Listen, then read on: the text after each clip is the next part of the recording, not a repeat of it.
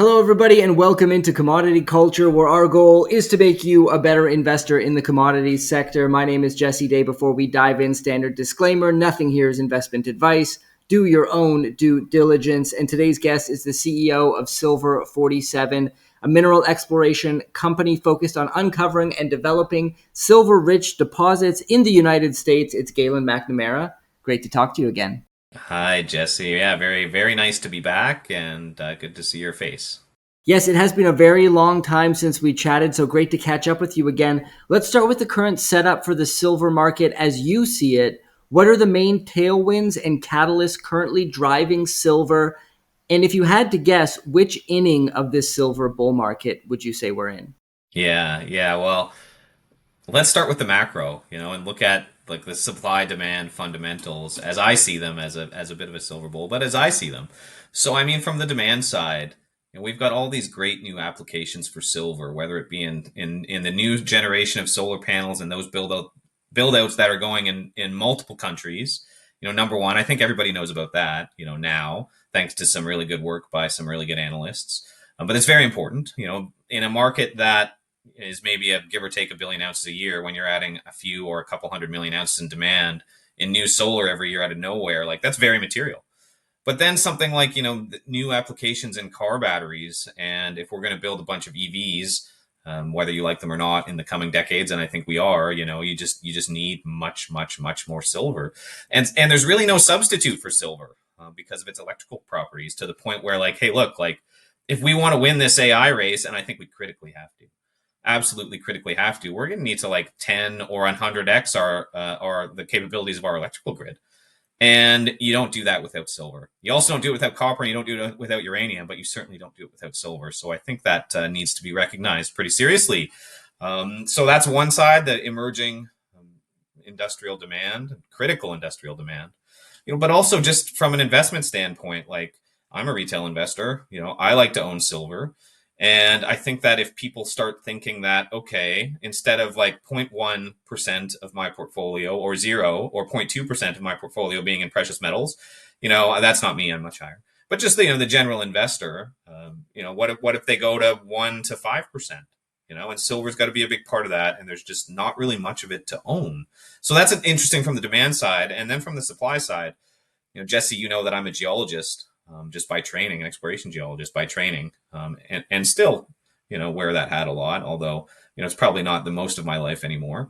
I can tell you from experience that good silver deposits are really hard to find, and good silver deposits that are high grade in countries where property rights actually matter, like the United States, you're talking about a handful of good deposits there. So, that's also interesting from the supply side. And then in terms of what inning we're in, well, I like the baseball analogy, because sometimes innings go for a long time. Sometimes they go by really quickly. I think we're in the early innings. Maybe it's the second or third inning, because we've seen things perk up. I think we're out of the desert. We've seen things perk up, and they're trading pretty well in terms of a silver price. But I would like to see it, get through 40, and then where do we go? Yeah, great summary. And we have seen silver get very close to $40 recently. It has now reached 14-year highs. Adjusted for inflation, however, we would need triple digit silver. If we go back to 1980, it has to be around $200.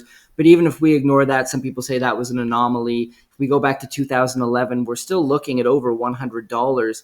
Is that a realistic proposition in your view? And what do you make of the thought out there that triple digit silver is a real possibility?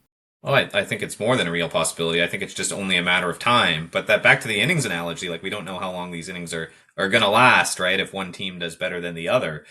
And, we've had this position in silver where there's concentrated commercial short positions that, you look at the hours of trading when the COMEX is open versus the hours of trading when, you're trading silver on the foreign markets. And if you only trade in the foreign markets, you're up like 500 or 600% in the last couple few years. I mean, that's got stink written all over it. So, I think it's only a matter of time. But yeah, look at things like gold. Like, if we reverse the gold market to the late 90s, it's trading at, a few $100 an ounce. Fast forward to today, and you would have said then, like, even that appreciation from a couple few $100 an ounce to, well over 1,000 if in a few years, 5 years. If you had told that to people then in the late 90s, they probably would have laughed at you, right? So like I think it's possible given where it's been in the past, given the price ratio, and where that's been in the past, and the mined ratio. Like I think silver is mined at 7 or 8 to 1 in terms of silver to gold, like mined ounces coming out of the ground, and the price ratio is like 90 to 1. Well, like perhaps I'm a broken record on this because myself and some very well known other people have been beating the drum on this for years, but it doesn't really add up. Well, silver is outperforming gold year to date. It is said that silver usually lags in a precious metals bull market at first and then catches up and exceeds gold on a percentage gained basis. Do you think we're getting close to significant silver outperformance over gold? I want to say yes. I want to say yes for sure. But I think that in general, that thesis is correct. It's just what's that price ratio going to go to when it does come down, and where's gold going to be at that point? When it does come down to say sub 50, I mean, we're trading at $3,000 gold right now, right? So, I mean, that's a pretty clear case for that triple digit silver just on its own right now. But if gold continues to trade up, and there's just so many fun discussions to have around, what the U.S. is doing, and the tariffs on gold, and then there's no tariffs on gold, and then they're going to revalue all of the gold that may or may not be in, the Federal Reserve vaults, right? And then what's that going to be worth? Like we really could just be in the early innings again of a precious metals bull market in general. But I think pragmatically, from an investment point of view, even speaking, selfishly, putting my hat on as a retail investor, when we start to see that collapse in the price ratio and silver's running relative to gold as usually happens, I think that's when we know that things are really on, and to watch the market, really watch your investments really closely at that point. That's one of those good problems to have. Let's hone in on the silver mining sector because it's been quietly putting in a strong performance. Year to date, the SIL ETF has greatly outperformed both gold and silver, the metals, and is absolutely crushing the broad market. SILJ also putting in an equally strong performance, both up around 60% year to date. Are we on the cusp of a major breakout for the silver miners in your view?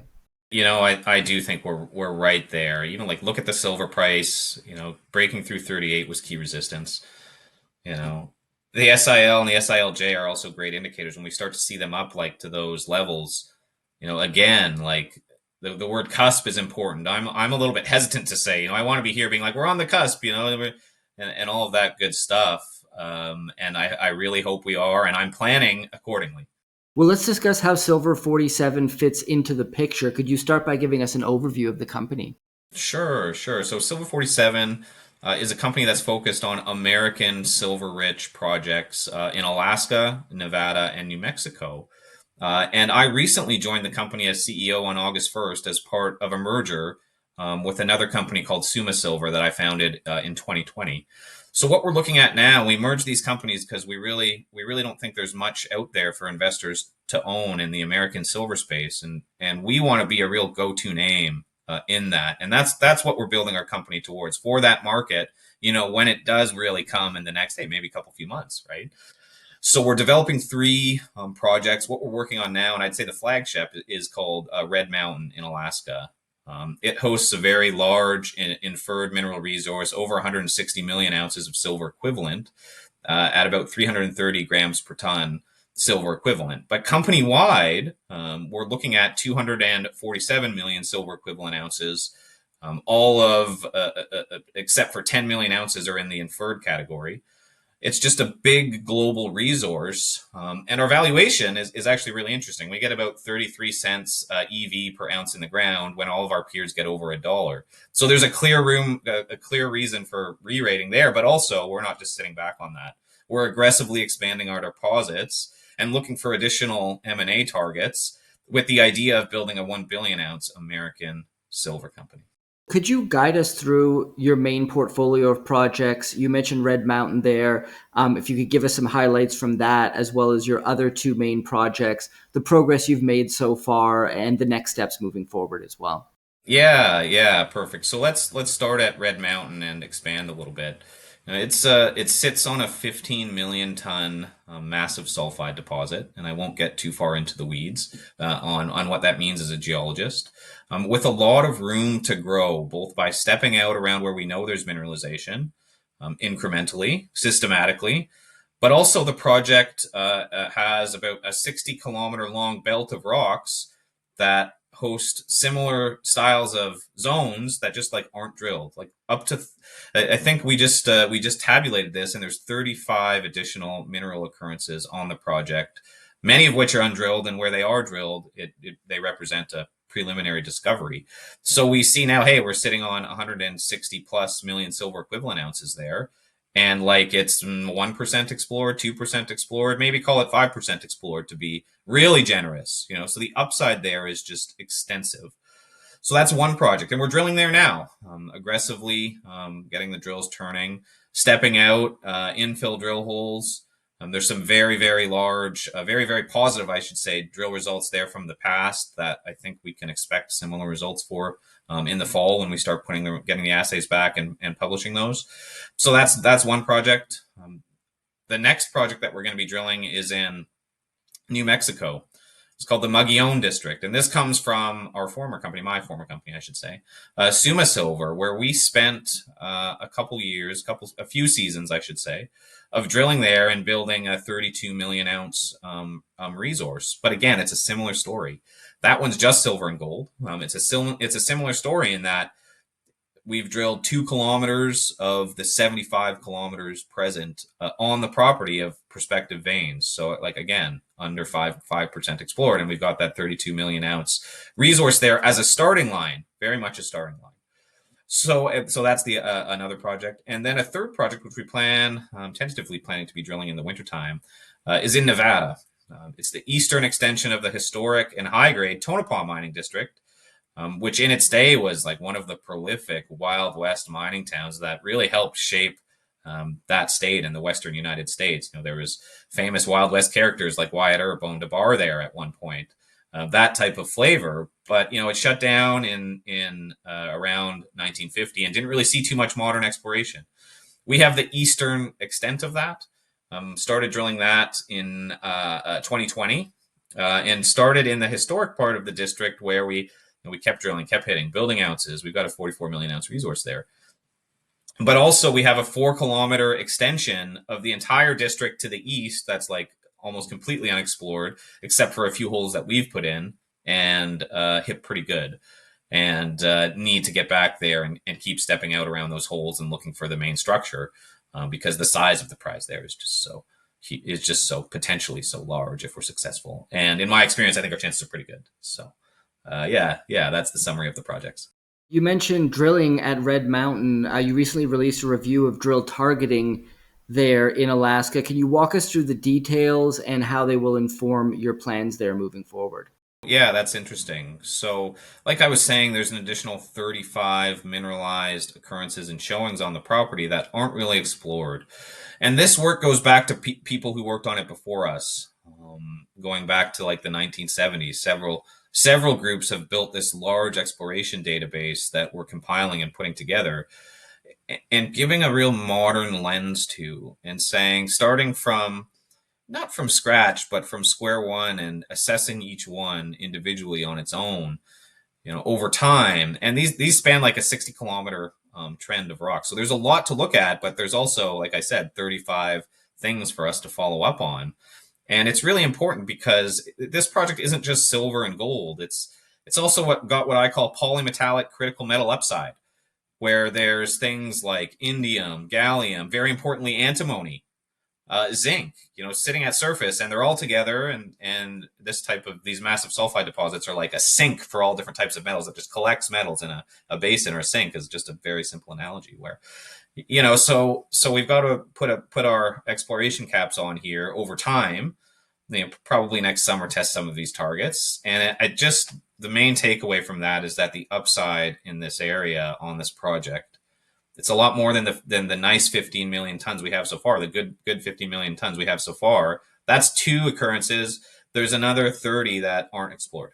Well, could you give us some insight into the team behind Silver 47 and how you plan to leverage their expertise perhaps starting with yourself. You mentioned you're a geologist by trade, so if you could talk about your own background as well, that'd be great. Sure, I'll try to be as as brief as possible when talking about myself. But yeah, myself, I'm a geologist going back almost 20 years now. I graduated with my bachelor's degree in 2007. I've worked all over Canada, lots of places in the United States, looking for precious metals deposits, but also uranium deposits, or is another, commodity that's near and dear to my heart. Before founding the predecessor to this company, Suma Silver, I spent about 4 years managing the drilling for Next Gen Energy, and really leading the drill out of that from site, which was a very rewarding and interesting time for sure, given what that became then, which was great. But my real passion was always looking for precious metals, and that's how I always liked the Western United States and these Wild West mining districts, and that's really what led me to found Suma, was having that in mind and going into these places that have seen a lot of historical work or historical exploration or historical mining, but haven't seen much or any modern exploration, because we just have these ideas and tools at our disposal now that the old time miners were very good, but they just didn't have the same tools that we have, from drilling technology that they didn't have then, to even software, just being able to visualize rocks and the earth in 3D, lets us think in 4 dimensions, and the fourth dimension is time. That's very helpful. So that's myself. I got a little bit off track there. That's myself. The chairman of our company, who was the CEO of Silver 47 before the merger, has stayed on as his executive chair, and we're working very closely together to advance these projects and identify new opportunities. Is Gary Thompson. He's also a geologist by training as well. He founded another company called Brixton Metals that he's full-time CEO of, but I think did a great job of putting Silver 47 together originally, and has been very good at finding projects. In the field right now, we're led by our VP Operations, Chris York. He's actually at site right now.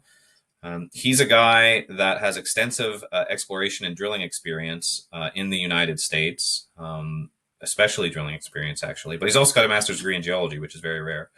And he really spearheads our exploration efforts at whatever site we're at. Joined us from Hecla a few years ago, and hasn't really looked back.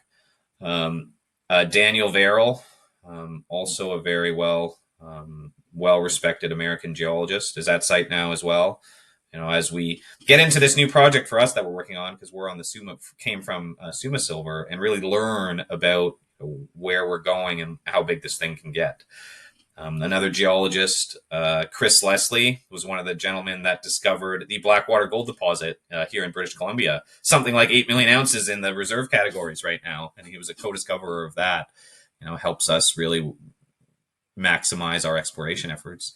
And then last but not least, Virginia Gay is really working up some of the exploration targets for us in Alaska right now, the ones that were in that most recent press release. And, I've just gone through a bunch of geologists that probably no one's ever heard of, but really that's our focus here. It's a really collaborative effort between top-notch people that are passionate about exploration. And that's been some of our secret sauce so far. Great. Well, what are the main catalysts and news flow, in your opinion, that will be coming out of the company for the remainder of this year and into 2026 that you think people should be focused on? Yeah, so we're very heavily drill results focused right now, and certainly for the next, say, 6 or 8 months. We're building ounces on our deposits, Red Mountain to start. And like when a company's drilling, that's a really good reason to own a stock, because one drill hole can change everything.